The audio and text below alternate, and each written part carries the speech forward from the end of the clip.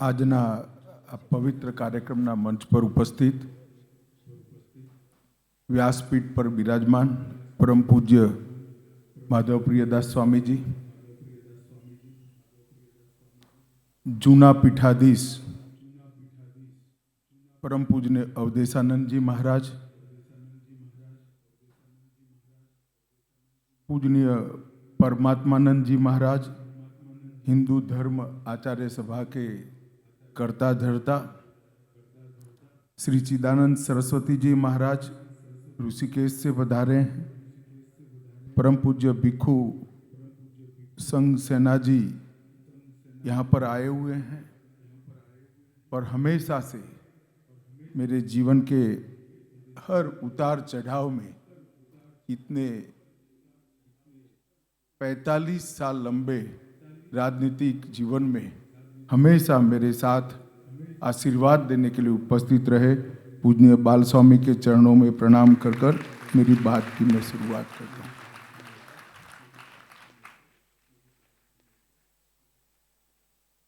आज एसजीवीपी के प्रांगण में मैं आया हूं। मुझे संतों ने बड़े बड़े शब्दों से सत्कार किया, भारत के गृह मंत्री ये वो, मगर जब भी मैं एसजीवीपी में आता हूं, घर में आने का आनंद और उत्साह और अनुभूति तीनों होती है।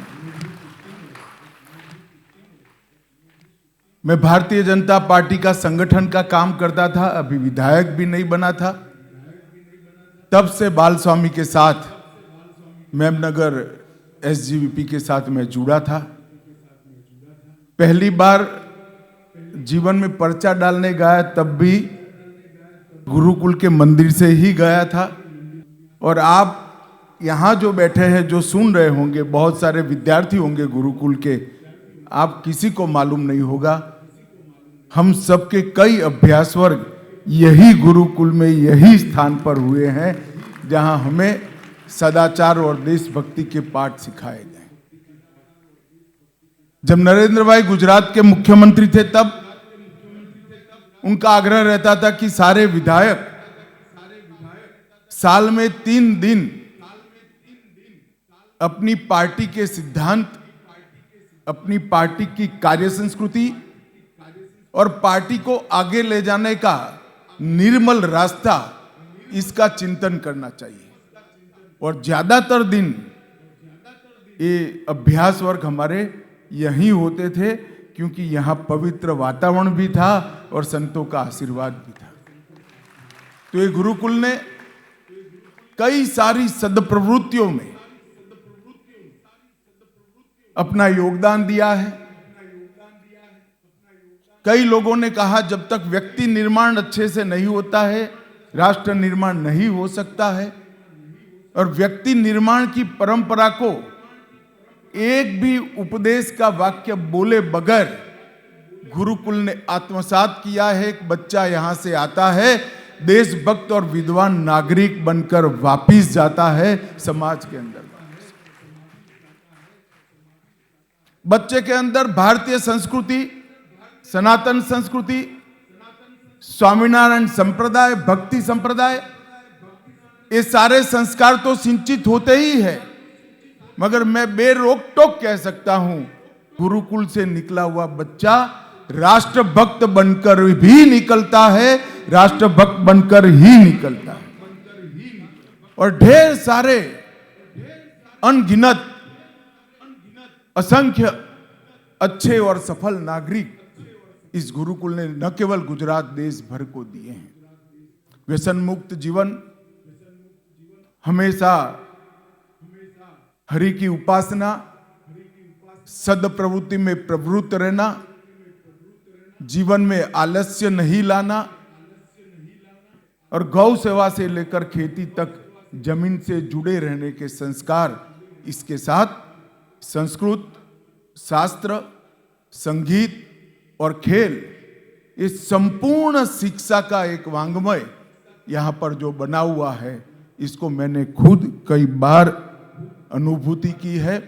मैं आज पूरे एसजीवीपी गुरुकुल की संत परंपरा के प्रतीक के रूप में माधवप्रियदास स्वामी जी को ये सदप्रवृत्ति के लिए बहुत बहुत बधाई, शुभकामनाएं और अभिनंदन देना चाहता हूं। मित्रों, आज जब मैं यहां आया हूं तब स्वामीनारायण संप्रदाय के लिए भी जरूर बात करना चाहूंगा। उत्तर प्रदेश के छपैया से लेकर गुजरात के जूनागढ़ तक की पूरे देश भर की यात्रा कर कर एक बालक यहां आया, रामानंदी संप्रदाय की दीक्षा लेकर शुद्धाद्वैत मार्ग के रास्ते पर चलते हुए स्वामीनारायण संप्रदाय की स्थापना की। अब तो खैर पूरे देश भर में स्वामीनारायण के संतों ने संस्कार की ये सर्वाणी, संस्कार की ये नदी बहाना शुरू किया है, परंतु गुजरात इसका सबसे ज्यादा फायदा अगर किसी एक क्षेत्र को देश में हुआ है तो गुजरात में हुआ है। गुलामी के उस कालखंड में भक्ति के माध्यम से सनातन धर्म से जुड़ा रहना, व्यसन मुक्ति, शिक्षा और परिवार को एक रखने के गतिविधियों से स्वामीनारायण संप्रदाय ने ढेर सारे लोगों के जीवन में दीप जलाने का काम किया है। और मैं आज इस मंच से स्वीकार करना चाहता हूं कि स्वामीनारायण संप्रदाय के अलग अलग संस्थानों के गुरुकुल अगर गुजरात में काम न करते होते तो गुजरात का सर्व शिक्षा का अभियान अपनी जगह पे अधूरा रह जाता। ऐसा कहने में मुझे कोई झिझक नहीं। दूरस्थ कठिन आदिवासी क्षेत्रों के अंदर धर्मांतरण को रोकने के लिए चुपचाप मुख सेवक की तरह कई गुरुकुल खड़े किए और गुरुकुलों के माध्यम से हमारे आदिवासी बच्चों को सनातन धर्म से भी जोड़ा, उनको शब्द के संस्कार भी दिए और उनके जीवन में एक ऊंचाई तक जाने का हौसला भी देने का काम स्वामीनारायण संप्रदाय ने किया है। एसजीवीपी गुरुकुल राष्ट्रभक्ति, आध्यात्मिकता और आधुनिक शिक्षा तीनों का समन्वय हो ऐसा एकमात्र गुरुकुल अगर कहीं पर है तो एसजीवीपी गुरुकुल है। मैं फिर से एक बार माधव प्रियदास स्वामी जी को बहुत बहुत साधुवाद देना चाहता हूं कि ये गतिविधि और ये चरवेती का आपका जो सिद्धांत से जो संत समुदाय चला है उसने न केवल गुजरात समग्र देश का भला किया है।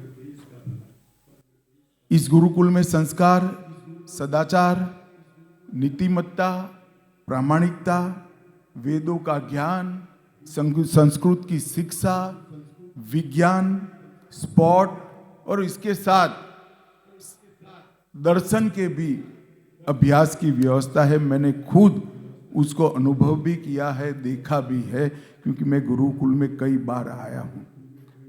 मित्रों, मुझे कोई लंबी बात नहीं करनी है।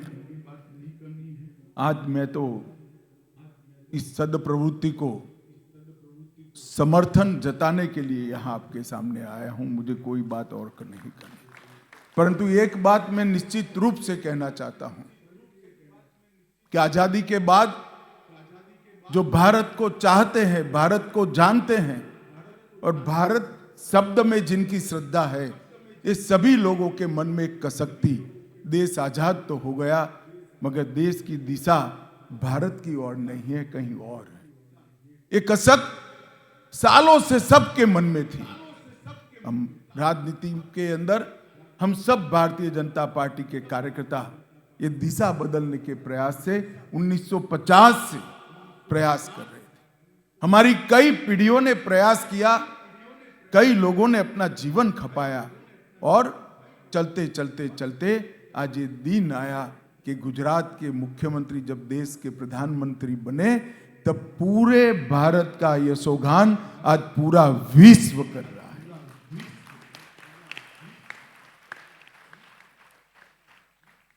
चंद्रमा पर चंद्रयान पहुंचता है, तिरंगा लहराता है तो सबको मन में खुशी होती है, परंतु वो स्पॉट का नाम जब शिव शक्ति स्पॉट दिया जाता है तो सबके आत्मा को शांति का अनुभव होता है कि चंद्रमा पर आज सोमनाथ का स्थान प्रस्थापित करने का काम नरेंद्र भाई ने कर दिया। दुनिया भर के पंडित, मुझे मालूम है डिजास्टर मैनेजमेंट मेरे विभाग में आता है, दुनिया भर के पंडित चिंतित थे कि कोरोना में विश्व का तो जो होगा वो होगा, भारत क्या होगा। इतनी बड़ी आबादी, स्वास्थ्य सुविधाएं हमें स्वीकारना चाहिए, हमारी लचर थी।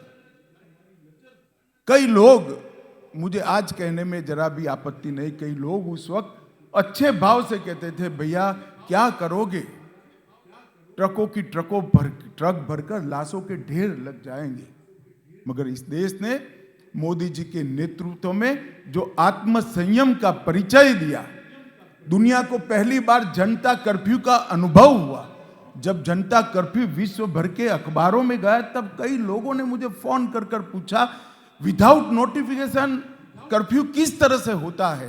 मेरे को किस तरह से होता है अगर देखना है तो भारत में आइए, एक नरेंद्र मोदी जी की आवाज पर 140 करोड़ लोगों ने घर के बाहर नहीं निकले और वो आत्म संयम की जो शिक्षा थी उसने देश को बचाया है। इसके साथ साथ स्फूर्ति के साथ वैक्सीन का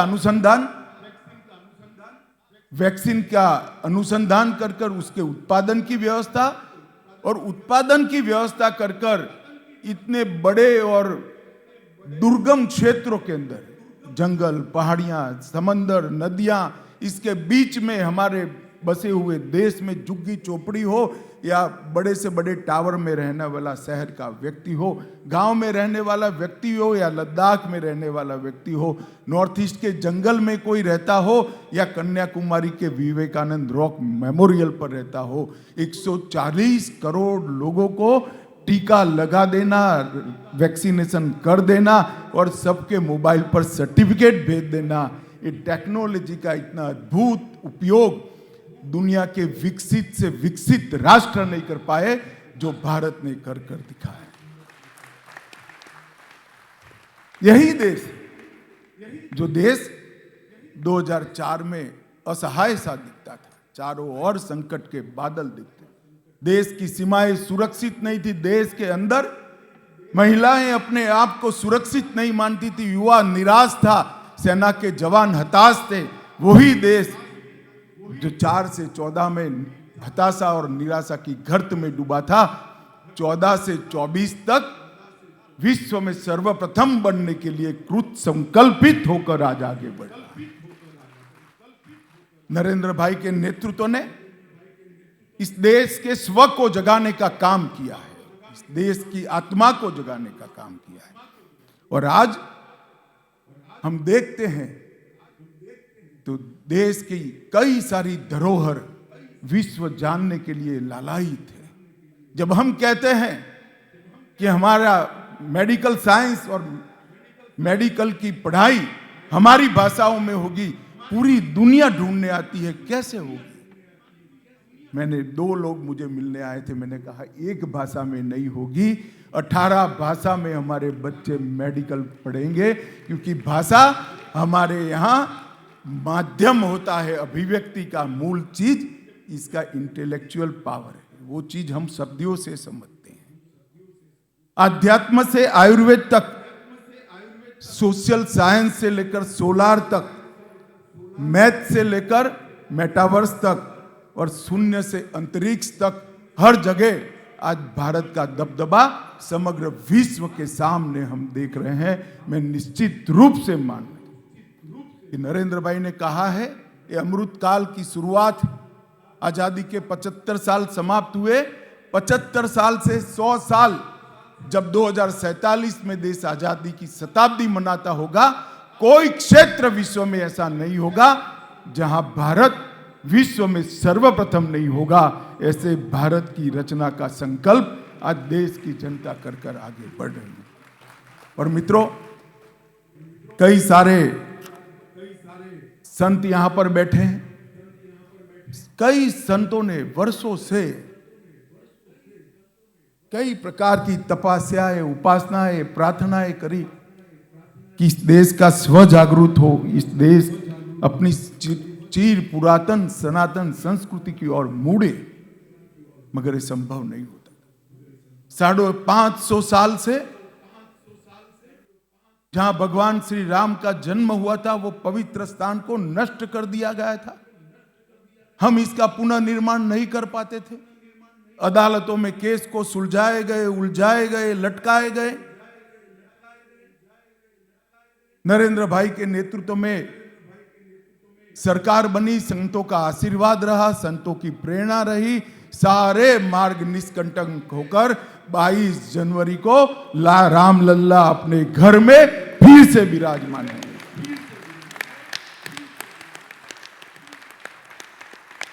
और ये कोई संयोग नहीं हो सकता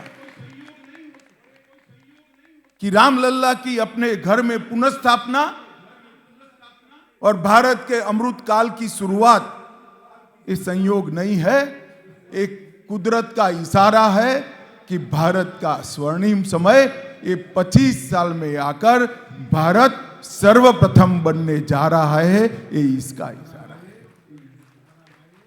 हमारे योग को, हमारे आयुर्वेद को विश्व के अंदर आज स्वीकृति मिल रही है। समग्र दुनिया योग और ध्यान को, हमारे आसनों को आश्चर्यचकित होकर दवाई वगैरह के मानव जीवन की कल्पना को साकार करने में लगी है। हमारे वेद, उपनिषद और हमारे दर्शन के सभी वैज्ञानिक दृष्टिकोणों को पूरा विश्व समझने के लिए लालायित है। और उसी वक्त राम लल्ला अपने घर में विराजमान होंगे। मोदी जी 22 तारीख को अयोध्या जाएंगे और राम लल्ला की प्राण प्रतिष्ठा वहां पर संतों की उपस्थिति में करेंगे। ये पूरे देश के लिए बड़ा शुभ संकेत है। केवल अयोध्या नहीं, औरंगजेब ने तोड़ा हुआ काशी विश्वनाथ का मंदिर, इसका कॉरिडोर पुनर्निर्मित हुआ है। उज्जैन में महाकाल लोक बना है। बद्री धाम और केदार धाम का पुनर्निर्माण हुआ है। सोमनाथ का मंदिर अनेक बार लूटने के बाद फिर से एक बार सोने का बनाने की शुरुआत हो चुकी है। और गुजरात के पावागढ़ पर सालों के बाद फिर से शक्तिपीठ की स्थापना भी हुई। ये जो शुरुआत हुई है, ये शुरुआत एक शुभ संकेत है। और मैं आप सभी को निश्चित रूप से बताने चाहता हूं कि कई कवियों ने गाया कि भारत सोने की चिड़िया थी, मगर वो हमारे लिए भव्य भूतकाल था। आज 2014 में देश का अर्थतंत्र दुनिया के अर्थतंत्रों की तालिका में 11वें नंबर पर था, आज 5वें नंबर पर है। और मैं आपको विश्वास दिलाने आया हूं, 24 में मोदी जी को प्रधानमंत्री बना दीजिए, 27 में दुनिया के 3रे नंबर का अर्थतंत्र भारत बन जाएगा।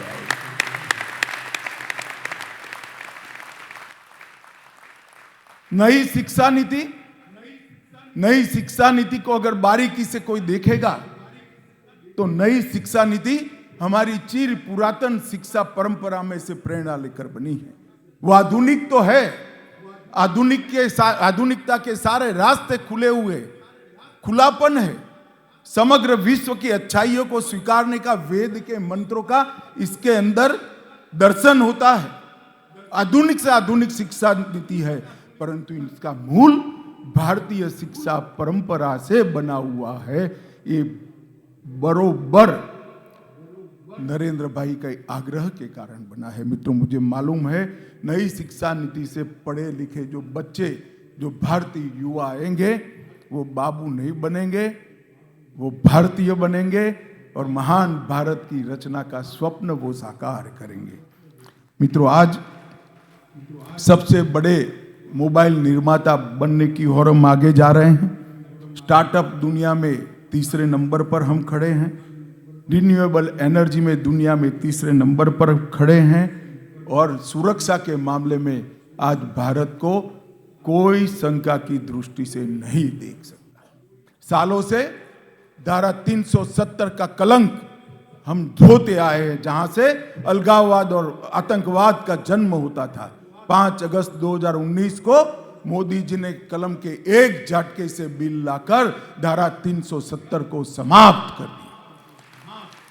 सर्जिकल स्ट्राइक और एयर स्ट्राइक कर कर जिनको आदतें पड़ी थी, इनको एक कठोर संदेश भेजा है कि भारत की सेना और भारत की सीमा के साथ खिलवाड़ नहीं करते हैं, वरना जवाब मिलेगा, जवाब घर में घुस कर दिया जाएगा। ये परंपरा नरेंद्र भाई ने खड़ी की है। आतंकवाद के प्रति जीरो टॉलरेंस, नक्सलवादी क्षेत्रों के अंदर हमने कई सारे सुरक्षा के छेद थे, इसको भरने का काम किया है। और नॉर्थ ईस्ट के अंदर लगभग 9,000 हमारे ही बच्चे जो विदेशियों के इशारे पर हथियार लेकर चलते थे, उनको सरेंडर कराकर आज वो बच्चे चुनाव लड़कर विधानसभाओं में और जिला पंचायतों में बैठकर नॉर्थ ईस्ट का भविष्य संवार रहे हैं। शांति और सुरक्षा, ये दोनों को हमारी संस्कृति के हिसाब से मोदी जी ने व्याख्यायित किया है। पड़ोसियों के साथ हमें बहुत अच्छे संबंध चाहिए, ये हमारी सबसे बड़ी प्रायोरिटी है। मगर इसका मतलब ये नहीं कि हमारी सीमाओं की सुरक्षा के साथ हम समझौता करेंगे। पड़ोसियों के साथ मधुर संबंध जरूर चाहिए, अच्छे से अच्छे संबंध जरूर चाहिए, मगर सीमाओं के साथ खिलवाड़ करने का किसी को इजाजत नहीं है। इस प्रकार की बैलेंस रक्षा नीति की रचना नरेंद्र भाई के नेतृत्व में हुई है। आज मैं यहाँ आया हूँ, स्मृति महोत्सव है, एक ऐसा जीवन जिसने पूरा जीवन में सरलता, भक्ति और कर्मठता का संदेश दिया। इसको हम सब आज प्रणाम करते हैं। और माधवप्रिय दास स्वामी के नेतृत्व में SGVP गुरुकुल, स्वामीनारायण गुरुकुल के सभी संत वृंद को भी मैं फिर से एक बार प्रणाम करना चाहूँगा। आपने जिस निरपेक्षता के साथ समाज की सेवा का यज्ञ अविरत चालू रखा है, इससे समाज को तो फायदा हुआ ही हुआ है, देश को बहुत अच्छे नागरिक देने का आपने प्रयास किया है। भारतीय संस्कृति और भारतीय शिक्षा को आपने आगे बढ़ाया है।